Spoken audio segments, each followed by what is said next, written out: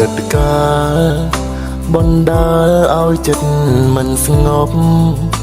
ចង់ឲ្យគ្រប់យ៉ាងត្រឡប់ចង់ឃើញមុខលោកពុកមានគុណអតីតកាលពុកខំលីសែងរែកពុនគ្រប់យ៉ាងពុកទ្រាំអត់ធន់ដើម្បីកូនបានដូចគេឯងញើដូចឈាមក្រំក្រៀមកណ្ដាលថ្ងៃក្តៅដល់ផ្ទះមិនថាយប់ជ្រៅគង់តែងនៅនេបនិតប្រឡាយកូននៅតូចលងលក់ព្រោះតែសំលេងលោកពុកបំពេឲ្យគេ